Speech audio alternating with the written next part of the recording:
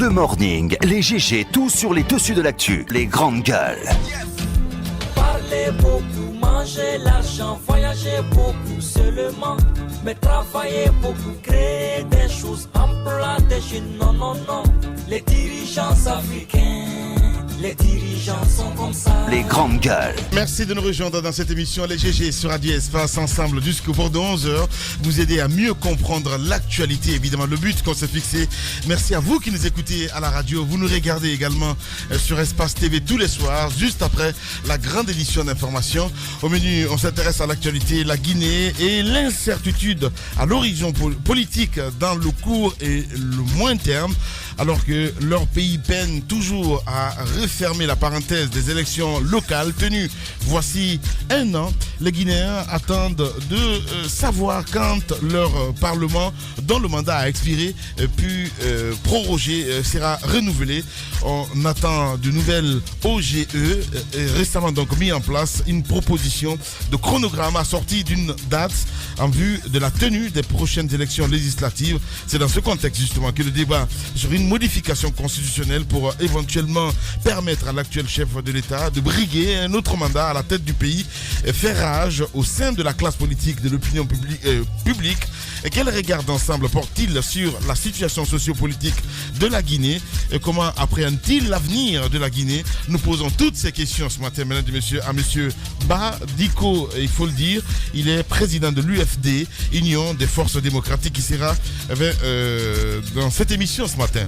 Un artiste de la scène musicale guinéenne réclame plus de 2 milliards de francs guinéens à la compagnie de téléphonie mobile MTN Guinée. Et celle-ci a été condamnée par la justice à verser donc ce montant à l'artiste à titre de réparation des dommages à lui causer suite donc à une utilisation non convenue d'une de ses chansons. Et que s'est-il passé dans cette affaire? Nous essayons de comprendre ce matin. MTN Guinée refuserait-elle de se plier à cette décision de justice? Oudi Premier, artiste guinéen, sera dans la deuxième partie avec nous dans cette émission Les Grandes Gueules sur Radio Espace Guinée. Bonjour mon cher Titi. Bonjour Lamine, bonjour à tous. Bonjour Mafoudia Bangoura. Bonjour Lamine, bonjour à tous. Voilà, on s'intéresse évidemment à l'actualité à Bakar avec ses délestages mon cher ami.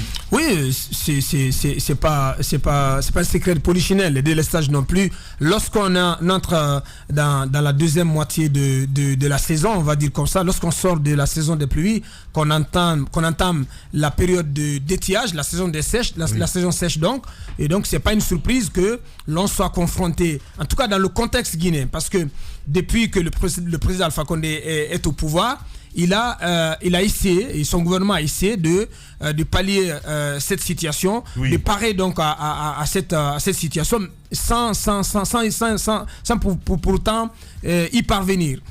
Le constat malheureusement c'est qu'il y a beaucoup d'investissements pour faire en sorte que les Guinéens ne ressentent pas le contre-coup de la période d'été. Parce que lorsque le niveau d'eau baisse dans les barrages, parce que la Guinée est beaucoup plus dans l'hydroélectricité, avec les barrages de Kalita, mais aussi de Garafiri et d'autres micro-barrages dans la région de la Basse-Guinée.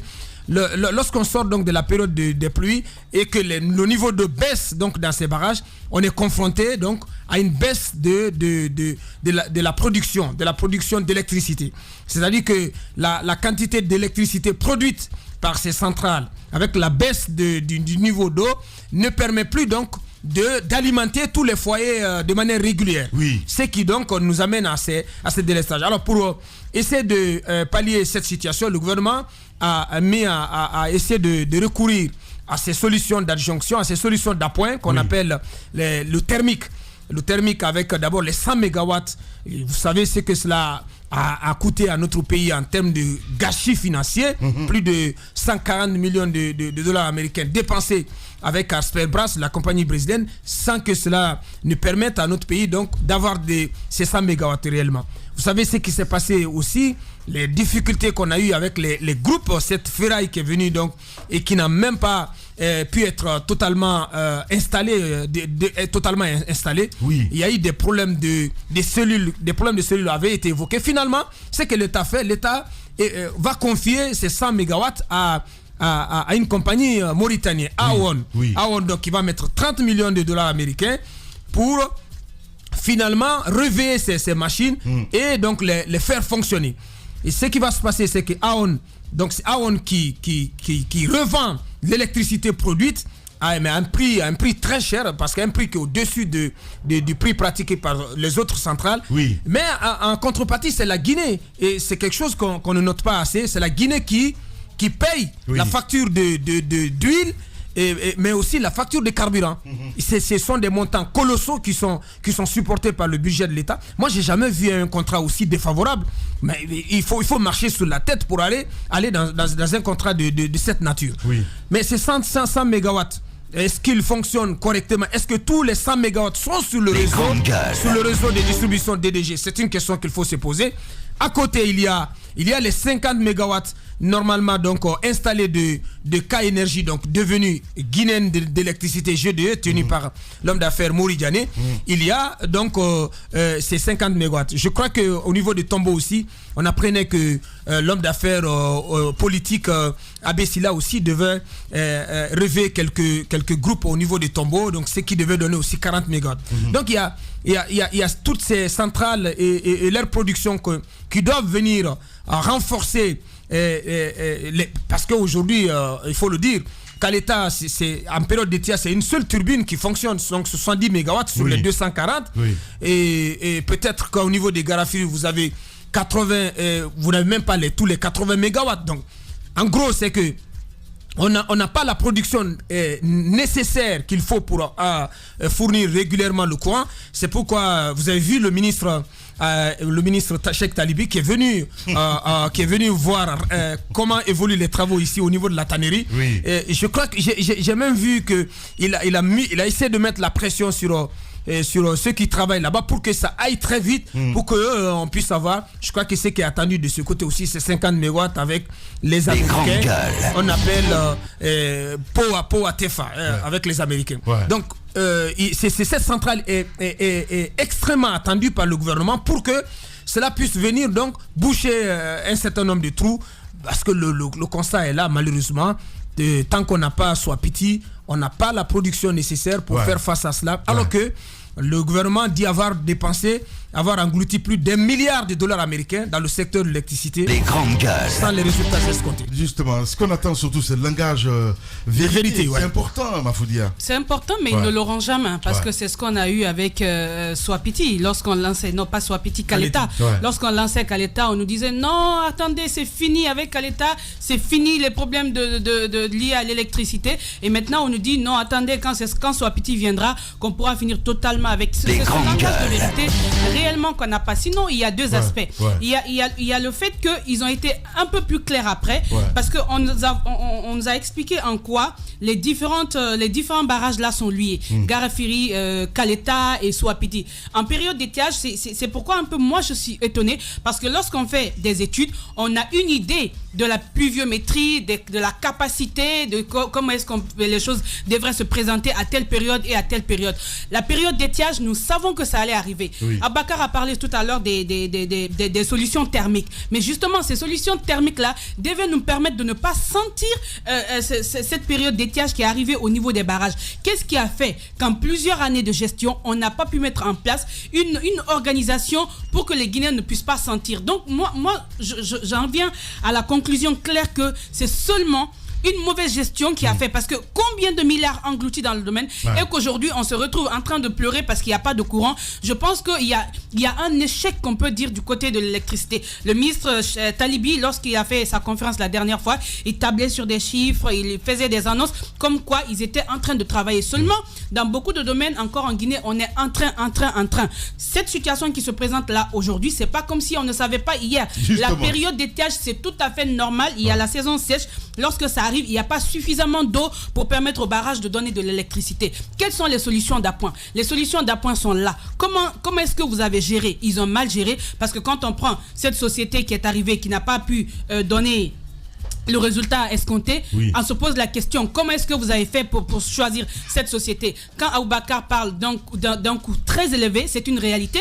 Comment ça se fait que l'État ait fermé les yeux pour aller avec une société qui offre aujourd'hui, ou bien qui propose un si gros montant à l'État guinéen, alors qu'il y a d'autres possibilités, et il y a d'autres structures qui pourraient par exemple proposer mieux? Donc si on veut quand on fouille bien, on verra que là, ce n'est que la conséquence d'un marché de gré à gré qu'on octroie parce que c'est quelqu'un qui est proche de nous, qui est derrière, on lui donne exactement sans tenir compte du contribuable guinéen, sans tenir compte de la qualité et du montant qu'on pourrait bien débourser pour avoir la même qualité. Mais on n'y va pas. Lorsque ce sont nos proches, on ferme les yeux, on donne autant d'argent et encore pour un résultat aussi nul que ça. Moi, ça notre président, il a beaucoup d'affection pour les Mauritaniens. C'est pas et c'est regrettable parce que c'est pas de... Ajouter à ça, Lamine, le fait que tous les lampadaires solaires sont éteints.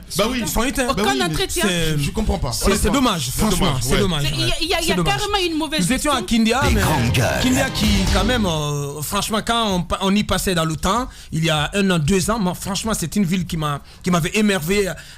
Une fois, la nuit, j'y suis passé, mais c'était très beau la nuit avec ces lampadaires qui étaient illuminés.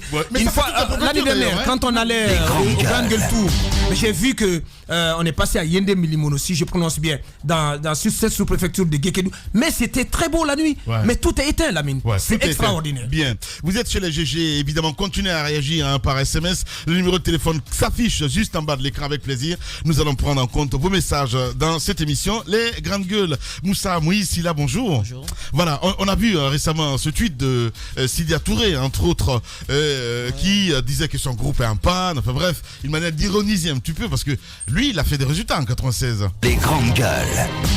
Avec les approches qu'il a eues et qu'il nous a expliquées, c'est vrai qu'aujourd'hui, Conakry en 96 et Conakry aujourd'hui, il y a une différence, la démographie a explosé et tout, mais par la méthodologie, je pense que si l'État guinéen, le chef de l'État notamment, s'il avait pris le soin d'analyser en préalable tous ces investissements avant d'injecter les fonds, je pense qu'il aurait pu produire 4 fois plus de résultats que le résultat que nous avons actuel.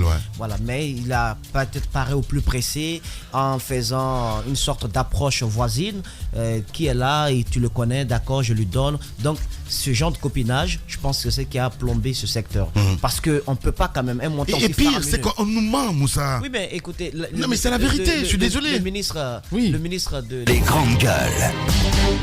Il a compris parce que il faut être aveugle pour ne pas constater que le tour a véritablement bien commencé et que c'est aussi une sorte de terreau fertile pour le grand banditisme. Quand il fait noir, mais c'est là où toutes les forces du mal se donnent la main. C'est là où toutes les forces du mal se donnent la main. Et tu ne peux pas sortir, tu ne peux pas manifester, tu ne peux même pas l'exprimer parce qu'il y a une sorte de je sais pas moi, c'est devenu une sorte de norme. On dit, c'est normal. C'est normal, il faut qu'on l'accepte ainsi. Et il est allé à la tonnerie, il a dit au constructeur qu'il fallait finir les travaux avant le mois de mai. Parce qu'il comprend que Conakry est plongé dans le noir. Même lui... Il faut faire très attention à ces travaux d'urgence parce que souvent on a l'impression que il faut aller vite et c'est dans ces travaux d'urgence là qu'on sort beaucoup d'argent pour ne rien faire finalement. Regardez les grandes gueules. Le constructeur travaille. Quand vous prenez votre temps, vous regardez la tannerie. J'espère que les tôles vont pas tomber plus tard.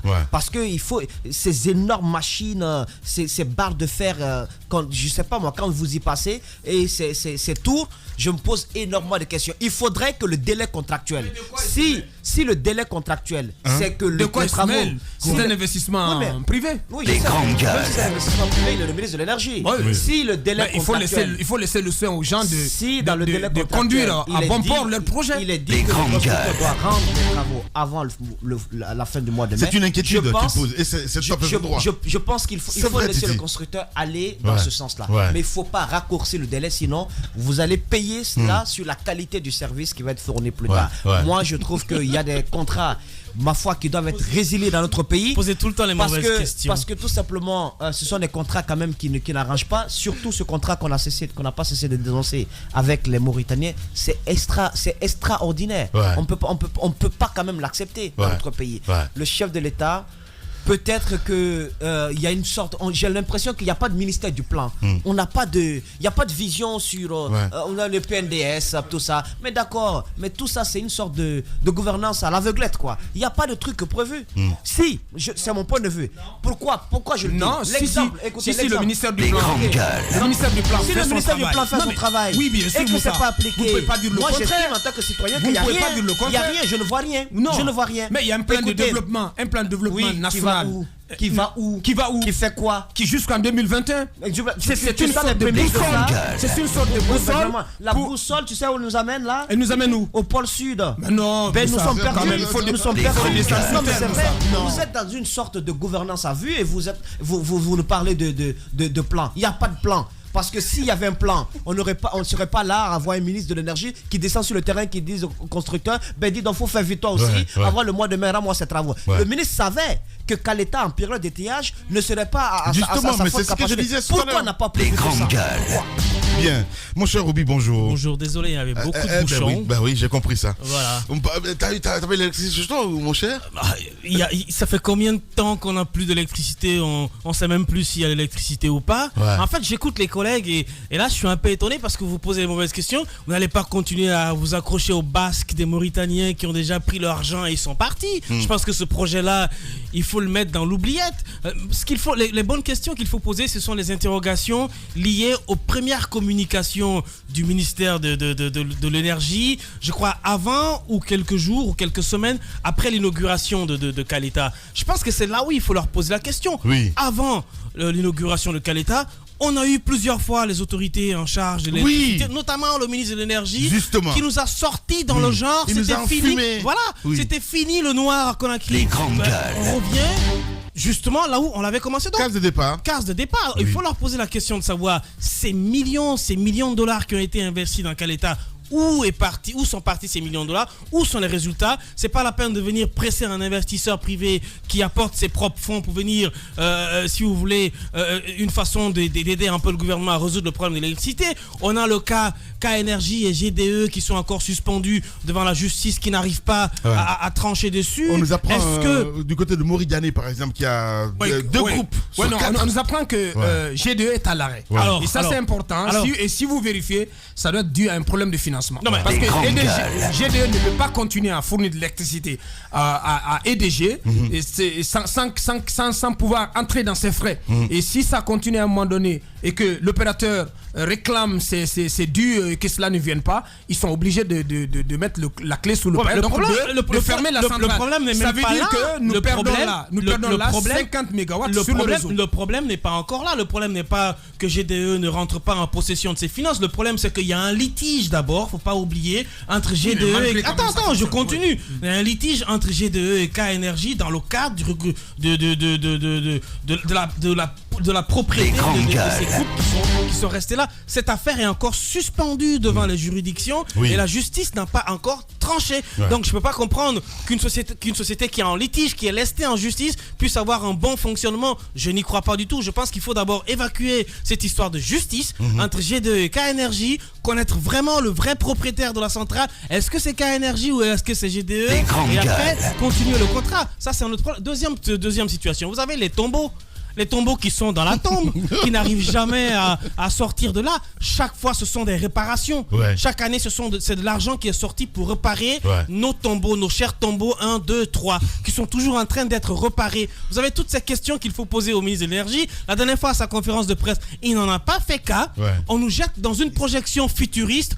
Désormais, on nous parle de Swapeti Amaria. Vous n'entendez que Swapeti Amaria, comme si Caleta avait été un succès, ou comme si les réparations de tombeaux avait été un succès. On ne pose pas la question au ministre de l'économie, de l'énergie. Est-ce que nos Mauritaniens qui étaient là, qui avaient posé les groupes et qui les ont récupérés, sont partis avec? Est-ce qu'ils ont rendu l'argent qu'ils ont volé qu'ils ont pris, pas volé, parce qu'ils avaient quand même un contrat avec l'État. Le service n'a pas été rendu, mais est-ce que le ministère de l'énergie a enclenché un processus qui leur permettait de s'expliquer sur l'utilisation de ces fonds qui n'ont finalement servi à rien? Donc il y a toutes ces questions. Il y a les groupes qui sont derrière la RTG. Qu'est-ce que ça fait là? Ça devient des épaves. Il y a la centrale thermique du côté de Kipé. Qu'est-ce qu'on en fait? Est-ce que ça continue pas? Est-ce que ça fournit du carburant? Donc il y a toutes ces questions qu'il faut poser. Au lieu de poser les vraies questions, le ministre de l'énergie, quand il sort devant les médias, c'est pour nous parler de Swapeti. Justement. Non, mais c'est pour nous passer. Autant de Conté, il y avait tel, et puis voilà. Même pas ça. Nous parler de Amaria. Et nous, on perd notre temps à s'accrocher aux Basques des Mauritaniens, parler des succès de 96, etc. Les problèmes sont factuels. Il faut interroger le ministère de l'énergie sur l'utilisation des fonds liés à la construction des Caleta et la performance de ces barrages-là qui aujourd'hui montrent ses limites. sur les rénovations de Tombo. Est-ce que vraiment Tombo 1, 2, 3 fournissent encore de l'électricité? Est-ce que GDE ou K-Énergie continuent à fournir, parce que c'était des groupes qui étaient là pour apporter de l'électricité en appoint, il ne serait-ce que dans Kaloum, en période d'étiage? Est-ce que c'est le cas? Est-ce que les épaves du côté de la RTG, est-ce que seront installées? Est-ce que ça va nous fournir de l'électricité? Est-ce que la centrale thermique du côté de Kipé, le processus continue? Est-ce que ce sera fonctionnel bientôt? Au lieu de venir s'arrêter là à Tannery, chauffer un investisseur privé, eux, ils ont déjà débloqué assez de millions de dollars qu'ils ont investis dans le domaine. C'est l'un des secteurs qui a englouti beaucoup d'argent dans ce pays après l'agriculture et la défense. Donc, je pense qu'à un moment donné, il faut interroger le ministre de l'Énergie sur l'utilisation de ces fonds et les comparer aux performances. Justement, vraiment, il y a un écart. Voilà, c'est ça. Il y a un écart énorme. Allez-y. Ce qui est inadmissible, c'est qu'il y a que nous parlons là de la production de l'énergie, mais également au niveau de la distribution de cette énergie, il y a énormément de problèmes. C'est que de bout en bout, on n'a pas réussi à mettre une sorte de cadrage sur le secteur énergétique pour en faire une véritable priorité. D'où la venue des Français. Oui, mais la venue des Français, c'est catastrophique. Mais non. Catastrophique, ça donnait quoi? Je voulais pointer cela aussi. La gestion, elle laisse à désirer. La gestion de Veolia. Elle laisse même pas à désirer. C'est une gestion qui a montré complètement ses limites. Au-delà de ça, moi je dis que le président de la République est toujours en train d'être trompé parce que lui, il est toujours dans le sensationnel, dans le m'as-tu vu. Sinon, sinon, je pense que lorsqu'on a envie de réussir dans un domaine comme l'électricité, il a été nommé champion d'Afrique de l'électricité. Malheureusement, ce titre-là est en train de tomber en désuétude parce que nous sommes en train de revenir complètement dans le noir. Et ce qu'il faut dire, c'est que au lieu d'aller du côté de Kindia, derrière Kindia, je crois, inaugurer une borne qui va servir à, distribuer de l'électricité aux pays voisins qui, eux, ont déjà de l'électricité, je pense que la meilleure façon de faire, c'est d'abord nous satisfaire, nous, à l'intérieur, et après parler d'interconnexion, ce qui n'est pas le cas. Non, je voulais rajouter en pointant, vous l'avez rappelé, en pointant la gestion qui est celle de Veolia. Lorsqu'on a posé la question au président, vous vous souvenez de sa réponse, il a dit qu'il n'était pas satisfait. Mais moi, je ne peux pas comprendre. Alors, quand on n'est pas satisfait, peut-être que j'ignore ce que ça peut coûter à la Guinée lorsque notre gouvernement, si éventuellement notre gouvernement s'engageait à résilier maintenant le contrat avec Veolia, parce que le contrat il court jusqu'en septembre, le président a dit qu'ils partiront en septembre, donc je me dis que ça n'a pas de sens parce que entre-temps, le courant, la gestion améliorée qu'on attendait de cette entité, on ne l'aura pas et ils ont passé 3 années ici à ne pas s'en sortir. 3 années durant lesquelles on n'a pas senti une seule amélioration. Lorsque le président lui-même reconnaît que Veolia n'a pas pu améliorer le parc d'abonnés, c'est extraordinaire. On n'a même pas 200 000 abonnés au niveau DDG.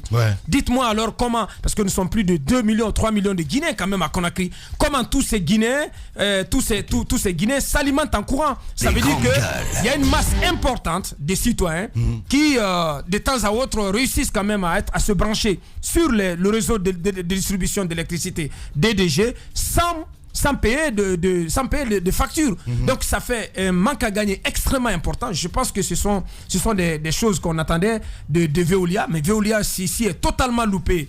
C'est totalement loupé là-dessus, c'est triste. Et ce qui est grave, c'est que aussi bien le ministre Cheikh Talibis là que Veolia, personne ne dit la vérité aux populations. Justement, moi ce que j'attendais, je pouvais attendre de Veolia, parce que récemment lorsqu'il y a eu quelques critiques à l'égard de la gestion de Veolia dans les médias, nous avons vu la direction de Veolia sortir dans les médias, dans la presse, à travers une conférence de presse pour aller enjoliver les choses, pour dire voici ce que nous avons atteint comme production, pour présenter les choses sous leur meilleur jour. C'est pas possible. Il ne faut pas continuer à vendre des illusions et des mensonges aux populations. Et je pense que c'est vraiment triste. Voilà, triste réalité, allez-y. Veolia dont on parle, la Veolia peut être meilleure ailleurs, mais qu'en Guinée, que ça soit tout à fait le contraire, parce que justement, c'est ce cadre propice à la médiocrité qui fait que quelles que soient les entreprises qui arriveront en Guinée, ils ne pourront rien faire. Parce que déjà, déjà vous trouvez une base qui n'est pas là, qui n'est pas très administrative, qui ne travaille pas justement dans les règles de l'art pour améliorer les choses,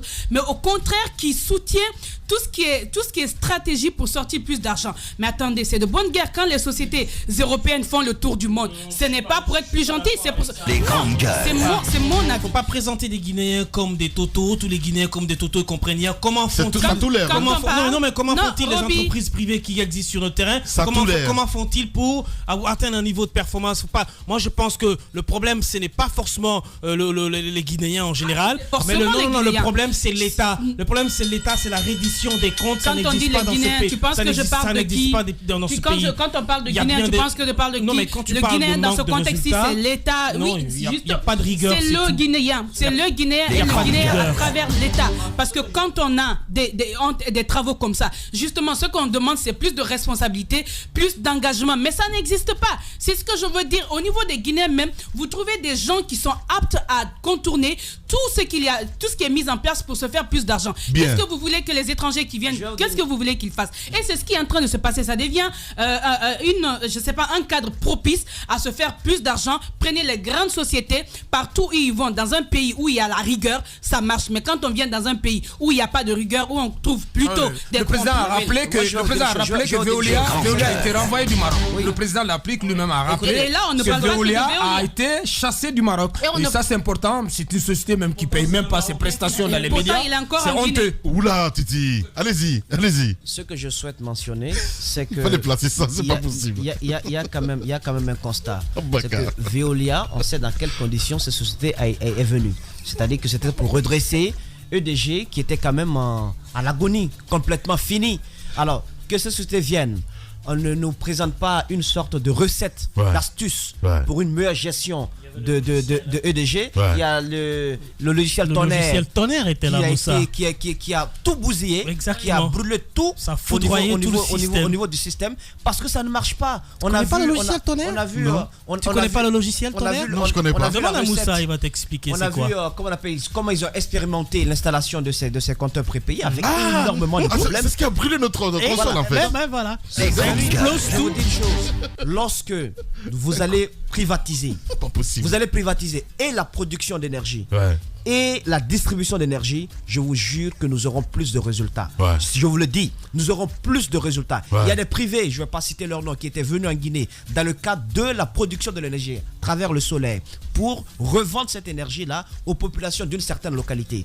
Le dossier a été piétiné complètement. Ils n'ont pas pu le faire. Ensuite, je vous dis, le chef de l'État devrait quand même avoir son nationalisme un peu fouetté. On ne peut pas aller quand même à Djubreka pour inaugurer l'octroi de 500 pirogues de barques artisanales. Moi, président, je n'irai pas, je n'enverrai même pas mon ministre des Pêches, j'enverrai le directeur national des Pêches. C'est extraordinaire. Ailleurs, on inaugure de grands ouvrages. Vous allez pour 500 barques. Au niveau de l'énergie, non, même 300.